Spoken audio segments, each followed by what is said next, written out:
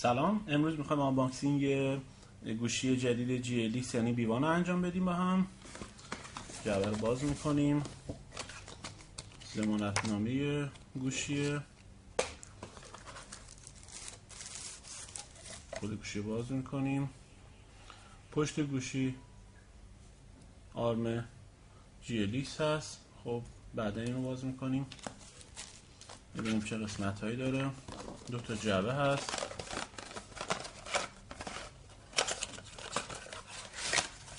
تو جعبه اول باتری و که آرم خود شرکت روشه، شارژر و کابل که به هم وصل میشن، کابل USB و این بند موبایل. یه جعبه بعدی هم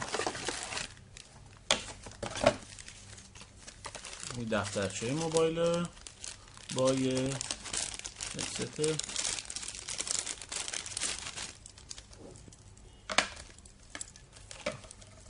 هدست سوزنیه که به این شکل است. خب توی کلیپ بعدی خود گوشی رو روشن میکنیم و با اون کار میکنیم. خب خود گوشی رو باز میکنیم.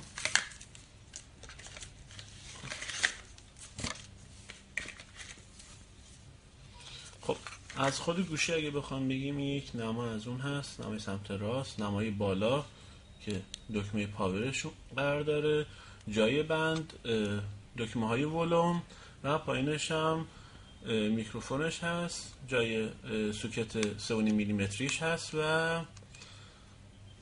جای اتصال به کامپیوترش USB. خب گوشی باز میکنیم. از کدوم قسمت باید باز بشه؟ خب بازش میکنیم. کشاویه. دوربین 2 مگاپیکسل هم اینجا داریم و اسپیکر ها. جای 2 تا سیم کارت میخوره و یه میکرو SD.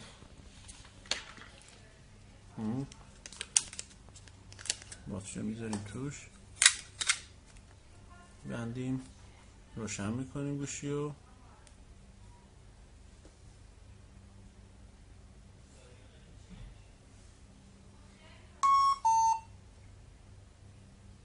باتریش کمه، خاموش شد. بعد بذاریمش تو شارژ، یک بار دیگه روشنش کنیم. خب گوشی روشن میکنیم.